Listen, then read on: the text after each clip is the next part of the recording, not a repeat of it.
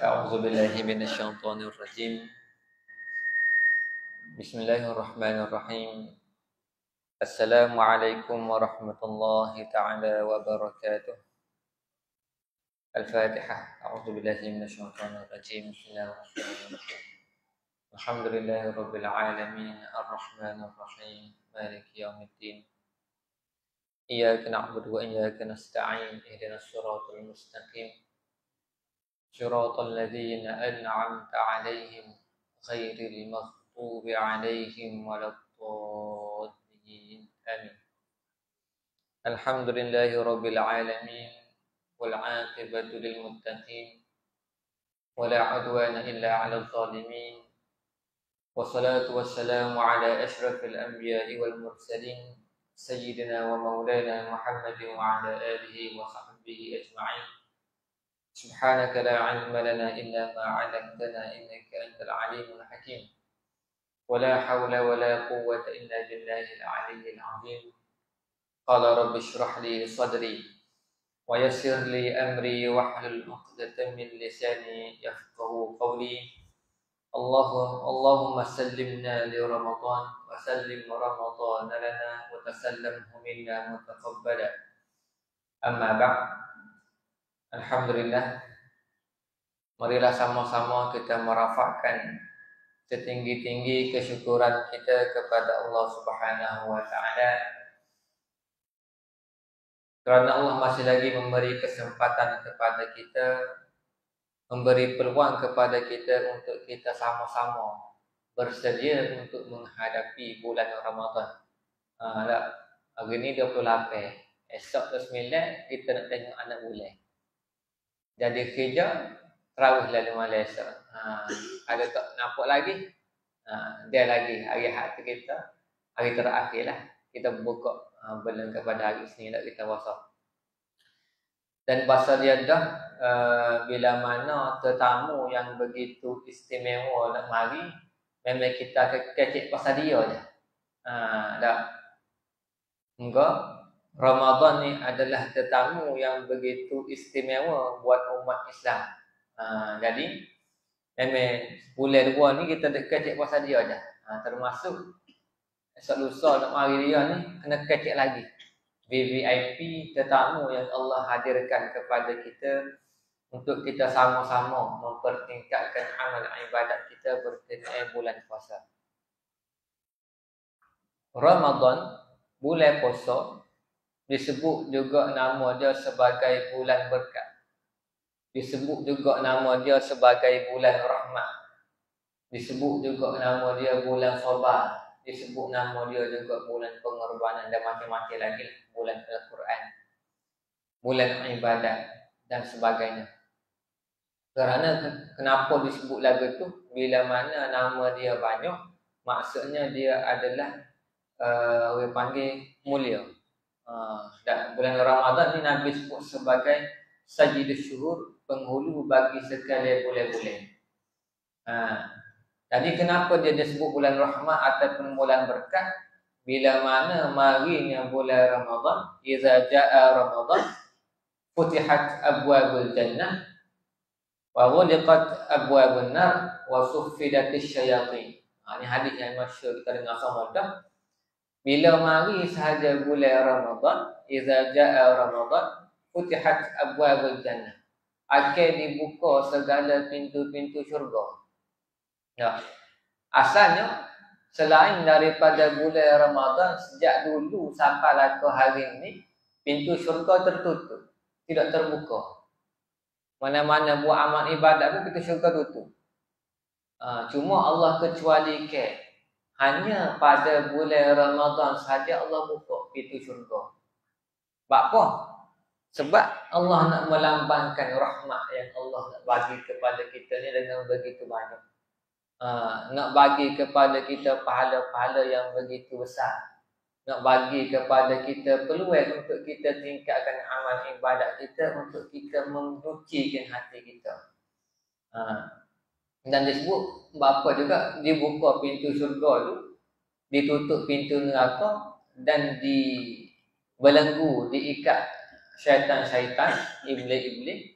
Sebab kalau kita perasan bila mari dah bulan Ramadan, rahmat dia, kita akan kurang sikit perasaan nak orang panggil nak buat maksiat berbanding bulan-bulan yang lain. Dah kurang sikit. Sebab suasana Ramadan tu sendiri yang mendidik kita untuk kita jadi baik. Untuk kita memperbanyakkan amal ibadah. Seperti mana contoh kali kita mari masjidnya dengan kita palai. Mari masjid, suasana masjid, suasana ibadah. Tak berani nak buat benda-benda maksiat sini. Nak tengok benda-benda pelik sini. Pasal tempat ibadat, suasana ibadat tu sendiri dalam masjid. Tak berani kita nak buat. Begitu juga lah bila mari bulan Ramadan, secara ghalibnya kurangnya gangguan syaitan-syaitan. Yang kedua, kurangnya nafsu untuk melakukan perkara-perkara maksiat. Sebab bila mana syaitan ni dibelenggu, tak ada benda lain lah yang akan nak goda kita melainkan diri kita sendiri. Walaupun kita baca hadis tadi, bila mana mari saja bulan Ramadan, dibuka pintu-pintu syurga, ditutup pintu-pintu neraka, dibelenggu segala syaitan-syaitan. Tapi tetap ada juga orang buat jahat. Sebab apa? Sebab itu adalah nafsu dia. Itu adalah diri dia sendiri. Kalau kita nak cek jahat tu mari mana, belum boleh puasa, kita pasti contohlah kena kata kita orang tu jenis buat maksiat dah, jenis buat jahat dah. Bila mari bulan Ramadan, kalau kurang dia buat jahat, kurang dia buat maksiat, mungkin itu adalah tanda bila mana sebelum ni dia buat jahat adalah hasil daripada hasutan syaitan-syaitan. Tapi bila mari bulan Ramadan pun dia buat jahat juga, dia buat maksiat juga, tu cek, tu diri dia ada. Bukan mari daripada hasutan syaitan lagi. Mana dia tabiat dia ada buat benda-benda yang tak comel. Patutnya itulah sebut bulan Ramadan ni adalah bulan rahmat, bulan untuk bulan berkat, supaya nak mendidik kita dengan suasana ibadat pada bulan Ramadan itu sendiri boleh menjaga kita daripada membuat perkara-perkara yang tidak sepatutnya. Dan di diri bulan puasa itu sendiri Nabi sebut as-siyamu junnatun. Puasa itu adalah perisai bagi orang kita lah, bagi orang beriman. Sebab dia menjaga kita daripada buat perkara-perkara yang tidak sepatutnya dengan berpuasa. Sebab itulah ada mana bila kita baca ayat-ayat suci Al-Quran Al-Karim, kalau kita tak kuat sangat, tak mampu sangat nak lawan nafsu, puasa lah. Nabi Hussein tak mampu sangat nak lawan nafsu, puasa lah. Semua mana orang nak menikah juga, tak tahan sangat nak menikah, tapi tak mampu lagi. Kalau nikah jadi jatuh ke haram, dia kata puasa lah. Puasa boleh menjaga dia daripada nafsu dia sendiri. Sebab asal sila Allah ciptakan nafsu itu sendiri. Bila mana Allah ciptakan nafsu tersebut, bila mana kita, Allah tanya, siapa dia kamu, siapa dia aku? Nafsu jawab mula-mula, mu aku. Kerah dia ni. Allah lepas dalam neraka waktu bik pulak, kena bakar dalam api neraka lama dah. Waktu bik tanya pulak, siapa dia mu, siapa dia aku? Nafsu tetap dengan jawapan yang sama, mu aku. Lepas pulak dalam api neraka, kena bakar pulak. Waktu bik pulak, tanya pulak, siapa dia mu, siapa dia aku? Mu aku juga. Cara apa nafsu ni? Selepas itu Allah biarkan nafsu berlapar, barulah dia mengaku mu adalah Tuhan aku adalah hamba-Mu. Nafsu ni, itulah ulama kata nafsu ni dia lebih keras, lebih jahat 70 kali ganda lagi daripada hasutan syaitan itu. Nafsu ni keras tak keras dia. Itu sebagai mukadimah berkenaan puasa. Dan dalil pensyariatan puasa seperti mana kita sedia maklum, Allah berfirman dalam Al-Quran Al-Karim, ya ayyuhallazina amanu kutiba alaikumusiyam kama kutiba alal ladzina min qablikum la'allakum tattaqun. Wahai orang-orang yang beriman, telah difardukan kepada kamu untuk kamu berpuasa seperti mana umat-umat sebelum ni. Moga-moga kamu bertakwa. Maksudnya sebelum daripada umat Nabi Muhammad ni sendiri, umat sebelum ni puasa dah. Umat Nabi Ibrahim, Nabi-Nabi sebelum ni yang mana semuanya mengikut landasan agama syariat Islam sendiri, difardukan juga puasa. Difardukan juga puasa. Semua puasa cara dia. Dan Allah kembalikan kepada kita umat baginda Nabi Muhammad sallallahu alaihi wasallam untuk kita berpuasa juga. Seperti mana umat-umat sebelum ni. Ada setengah orang dia baca ayat ni, ya ayyuhallazina amanu kutiba alaikumusiyam kama kutiba alal ladzina min qablikum. Ada. Seperti mana umat sebelum ni dia tafsirkan, ada juga orang kafir puasa juga. Tu faham yang kurang tepat lah. Memang dah ada agama lain pun dia kata puasa tu, puasa dia tak sama dengan cara puasa kita. Ada. Puasa dia boleh makan. Setengah ni puasa tu puasa beberapa jenis makanan saja. Ada pun puasa kita ni puasa makan minum pelaku. Seperti mana umat Nabi sebelum ni juga. Dan natijah puasa tu sendiri la'allakum tattaqun.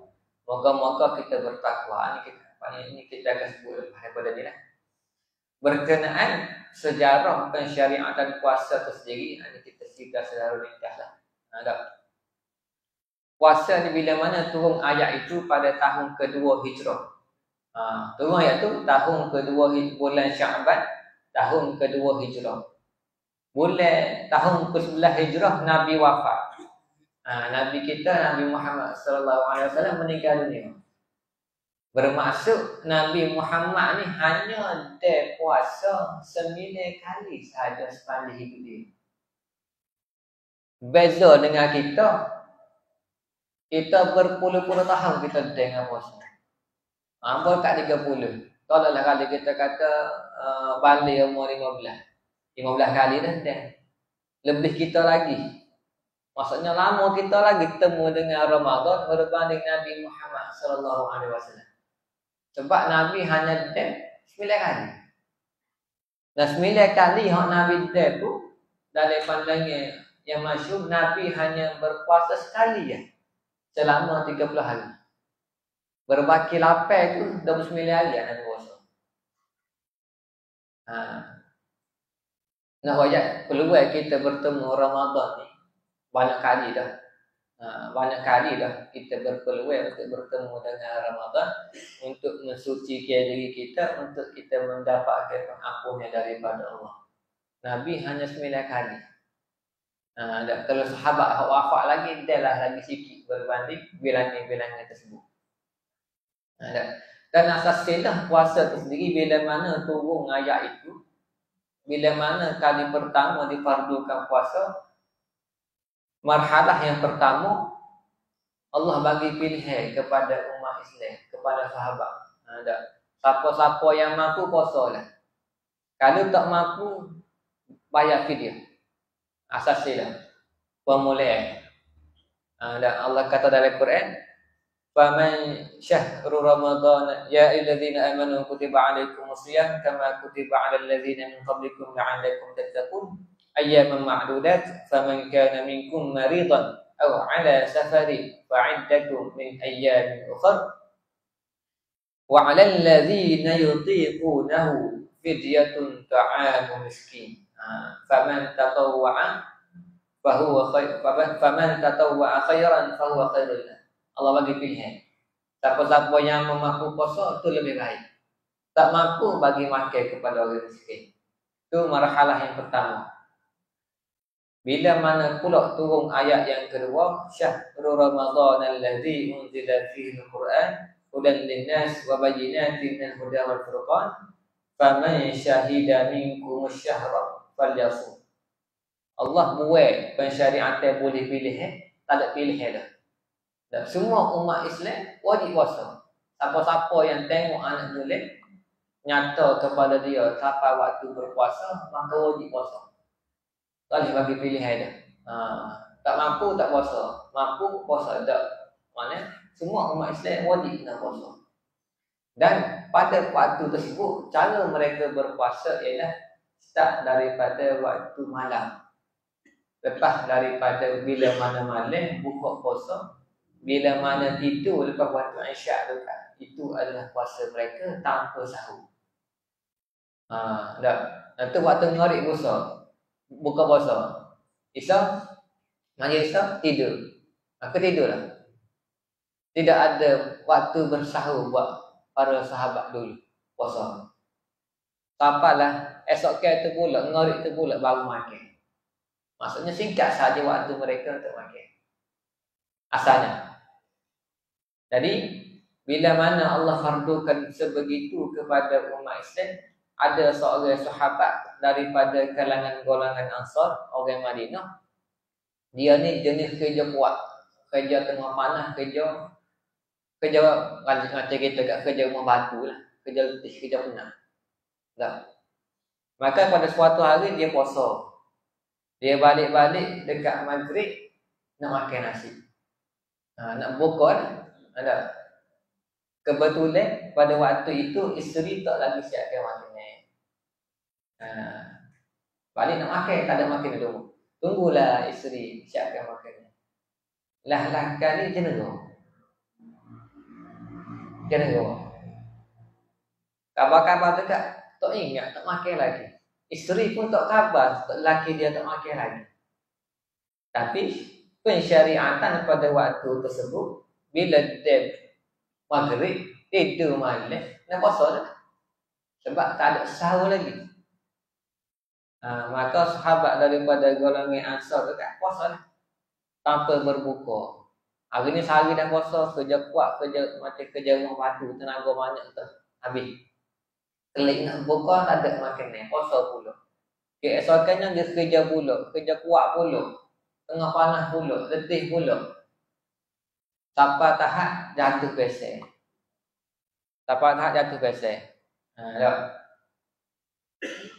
Maka disampaikanlah berita tersebut kepada Rasulullah SAW. Ada sahabat puasa sampai pesek. Tak cakap sebab tak buka. Maka sampailah berita kepada Nabi SAW. Maka dia sampai berita kepada Nabi SAW kan. Barulah turun pula marhalah peringkat yang ketiga. Allah turun ayat wahilla lakum lailatas siyamir rafathu ila nisaikum sampai lagi. Maksudnya ringkas cerita daripada ayat tu, Allah memberi kelonggaran kepada umat Islam kita ni pada malam hari boleh nak makan, boleh nak menggauli isteri, boleh nak buat apa-apa lah pada malam hari. Sehinggalah nyata terbit fajar barulah berbuka. Dan pada waktu itu barulah adanya sahur. Ini peringkat yang ketiga. Dan sampailah kepada kita hari ini. Beginilah cara berpuasa umat Islam berbanding dengan cara para sahabat dulu-dulu pada peringkat permulaan di fardukan. Hikmahnya bapa Allah buat lagu tu. Tak, bapa Allah susah dulu. Tak, payah dulu kalau kita dia puasa isau nak puasa dah kan. Nak jumpa makan yang ngori esok pula kan. Baiklah kita ni. Tak cakaplah kita ni nak makan. Bapa Allah buat berat dulu, baru Allah memberi keringan ni. Sebab kan Allah nak bagi ganjaran besar kepada kita. Walaupun ganjaran puasa ni sebenarnya tak ada. Allah tidak nyatakan secara terperinci setara-setara mana pahala puasa. Pahala semaya Allah ya. Semaya sore boleh semaya jemaah boleh 7. Sedekah boleh ganjaran dia sampailah 77 kali ganda. Dan lain-lain ibadat-ibadat Allah nyatakan ganjaran-ganjaran dia. Kecuali ibadat puasa Allah kata fa innahu li wa ana ajzi bi. Sesungguhnya puasa itu adalah untuk aku dan akulah yang berhak memberikan ganjaran kepada orang puasa. Maksudnya tak tahu mana-mana. Mungkin lebih lagi daripada ibadat-ibadat seperti haji, semaya dan sebagainya. Pahala Allah nak bagi. Cuma puasa ni tak ada orang tahu kecuali Allah Subhanahu Wa Taala saja. Cara mana dia puasa?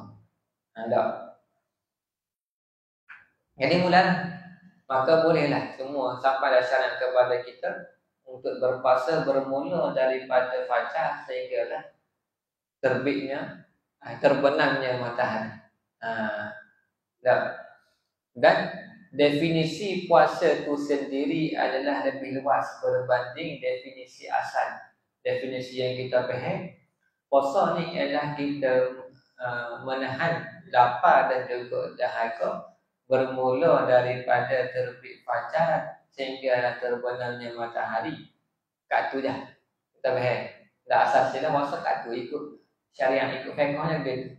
Siapa-siapa hok tahan makan minum daripada subuh sampai maghrib maka dia berpuasa.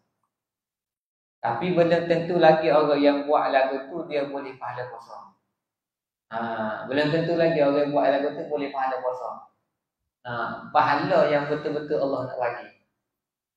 Sebab maksud yang lebih luas yang terperinci lagi, maksud puasa itu sendiri adalah puasa serba-serbi. Bukan sekadar puasa makan. Tak, segala anggota kita yang Allah bagi kepada kita ni adalah kita perlu berpuasa. Puasa makan minum, puasa mata, puasa mulut, puasa telinga, tangan kaki, puasa hati. Daripada segala perkara-perkara yang Allah tak suka. Sebenarnya berlaku. Bukan sekadar puasa makan minum. Mata masih lagi tengok benda yang tak baik. Telinga masih lagi banyak mendengar perkara-perkara yang lalat. Mulut masih lagi kecil benda-benda yang tak sepatutnya. Bahkan berkaitan puasa mulut sendiri, Nabi kita, mulutlah antara benda yang paling bahaya yang boleh menjadikan pahala puasa itu sehingga tak ada rasa. Nabi kata, man lam yada' qaula zur. Siapa-siapa yang puasa tapi dia tak tinggal kecek uduk, ngupak, nipu, maka Allah tidak berhajat langsung kepada dia puasa, makan dan juga minum dia. Sah puasa tapi tak boleh pahala langsung. Sekadar lepas syariat dah, lepas hukum fiqh dah, tak boleh ansat sebab tak puasa. Tu dah. Sebab itulah masuk puasa tu sendiri kena puasa molek lah, puasa mata, puasa telinga, puasa mulut dan sebagainya, untuk kita menjaga segala sumber-sumber kita daripada perkara-perkara yang tak sepatutnya. Lebih-lebih lagi Habib Ali Zainal Abidin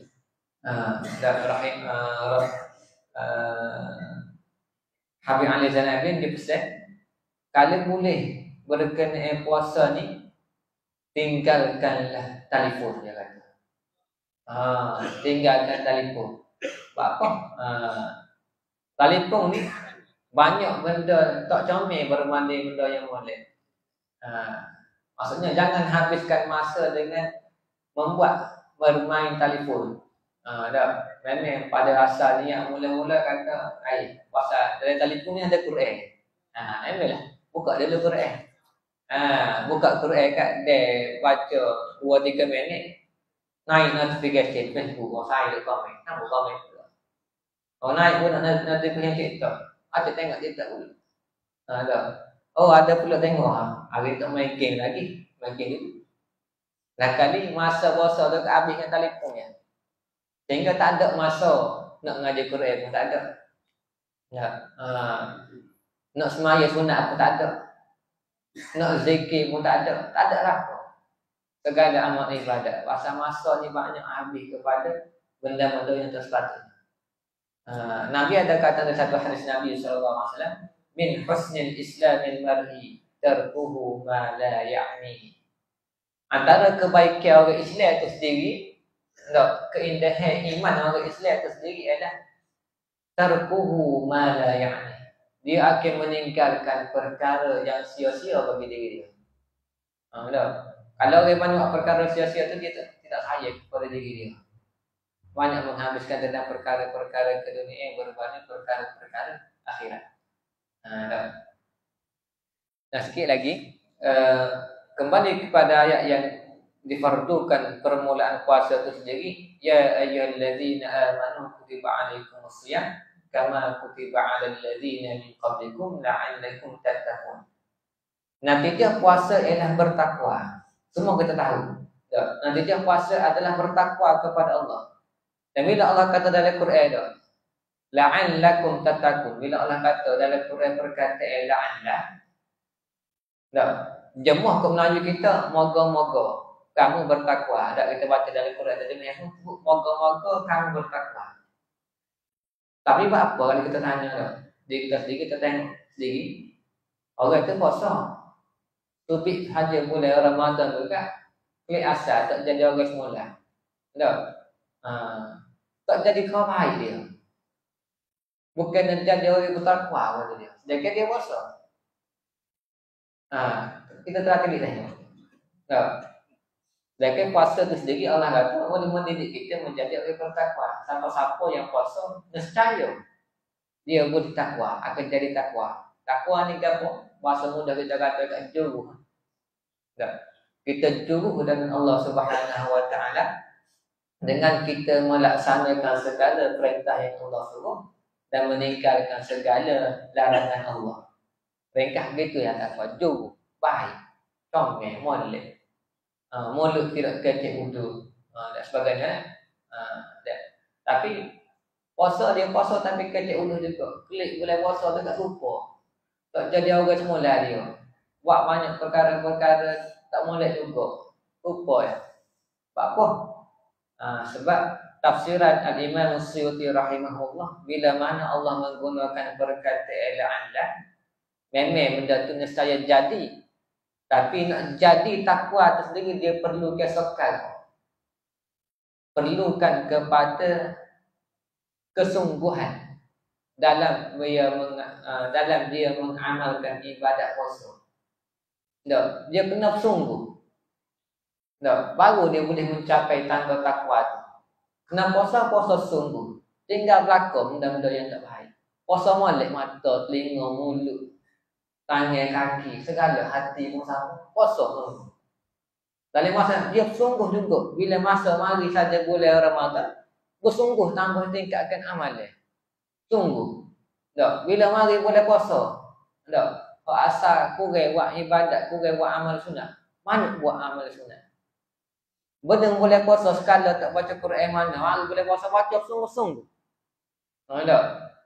Siapa nak lagu kata ulama dulu. Ulama dulu bila mana mari bulan puasa kalau pak ngaji Quran ni kat harus jalan kita nak. Subhanallah ya. Al-Imam Syafi'i rahimahullah. Ini mazhab kita. Bila mari bulan puasa dia akan khatam Al-Quran 60 kali sepanjang bulan Ramadan. Maksudnya sehari 2 kali khatam Quran. Sehari 60 juz baca. Agak-agak kalau kena kita tak kita yang boleh hari ni. Susah. Apa kita rasa susah sebab kita tak rasa. Dia secara mudah pasal dia rasa ke ngaji Quran semua. Dan sebagainya. Maksudnya sungguh nak capai tangga takwa tu dengan kesungguhan. Sungguh tingkatkan amalan. Sungguh nak ngaji Quran. Sungguh nak sedekah dan sebagainya. Sebab kita kalau kita rasa kita dengan belakang tak. Bila mari saja bulan Ramadan ada 3 amalan utama boleh puasa. Amalan utama boleh puasa selain puasa tu sendiri, yang pertama sembahyang. Man qama ramadhana imanan wa ihtisaban ghufira lahu ma taqaddama min dhanbi. Qama itu maksudnya sembahyang. Sembahyang lagu mana? Sembahyang sunat. Di fardu digalakkan mulai sembahyang sunat tarawih dan sebagainya. Puasa juga amalan terakhir ngaji Quran. Sebab boleh puasa boleh turunnya Quran. Yang ketiga puasa juga bulannya sedekah. 3 yang teramal utama. Semua kita tahu. Tapi kita cek tanya diri kita buat ke tak? Tu ya. Tahu. Dia tahu dengan amal tak sama. Tanya, kita buat ke tak? Kita buat ke tak? Semua sunat banyak. Buat ke tak baca Quran banyak, buat ke tak sedekah banyak. Kalau tak buat tahu saja maksudnya kita tak capai lagi tanpa kesungguhan. Maka tak capai lah. Bila tak sungguh tak capai lah tanpa takwa tu. Syarat utama Akhir sekali, syarat utama dalam untuk kita mencapai tangga takwa itu perlulah kepada kesungguhan. Dan akhir sekali, membuat tutup tazkirah semua Jumaat ini dengan satu doa daripada Nabi sallallahu alaihi wasallam yang sangat-sangat digalakkan untuk kita baca. Doa dia kalau boleh ikut deh. Ada Allahumma sallimna li Ramadan wa sallim Ramadan lana wa tasallamhu minna mutaqabbala. Maksud dia, ya Allah, selamatkanlah kami untuk kami bertemu dengan bulan Ramadan. Sebab ada juga orang sungguh dah nak Ramadan tapi tak betul. Dan meninggal dulu. Jadi kita minta dengan Allah, ya Allah selamatkanlah kita biar kita temu dengan Ramadan. Yang kedua, wasallim Ramadan lana. Kita minta dengan Allah supaya Allah selamatkan Ramadan tu untuk kita buat ibadah. Pasal ada juga orang bila mari Ramadan jatuh sakit ke hospital tak boleh nak buat ibadah. Tak gagah nak buat ibadah, rugi juga. Tetamu mari dah tak boleh nak raya tetamu tu. Dan akhir sekali wa tasallamhu minna mutaqabbalah, selamatkanlah supaya segala amal ibadat yang kita buat pada bulan Ramadan ni Allah terima belaka. Wa tasallamhu minna mutaqabbalah. Bacalah banyak doa ni sepanjang sebelum Ramadan supaya kita dapat tempuhi Ramadan dengan panduan daripada Allah Subhanahu Wa Taala. Allah terima segala amal ibadat kita pada bulan Ramadan, seterusnya memberi keampunan kepada kita semua. Insya-Allah. Wallahu a'lam. Aku qauli hadza wa astaghfirullahal azim li wa lakum. Apa yang baik itu datang daripada Allah Subhanahu Wa Taala, apa yang kurang itu datang daripada kelemahan dan kekurangan diri yang sendiri. Wabillahi taufiq wal hidayah. Wassalamualaikum warahmatullahi wabarakatuh. A'udzu billahi minasyaitonir rajim. Bismillahirrahmanirrahim. Alhamdulillahirabbil alamin. Wassalatu wassalamu ala asyrafil anbiya'i wal mursalin wa ala alihi wa sahbihi ajma'in. Allahumma iftah 'alaina futuhal 'arifin wa fahmal nabiyyin wa hifdzal mursalin wa ilhamal malaikatil muqarrabin.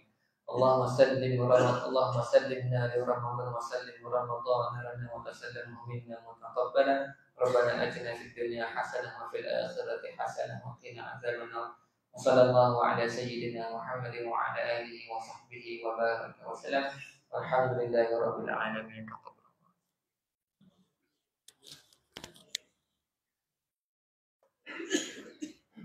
Tutup mana gua ni? Ratok lu.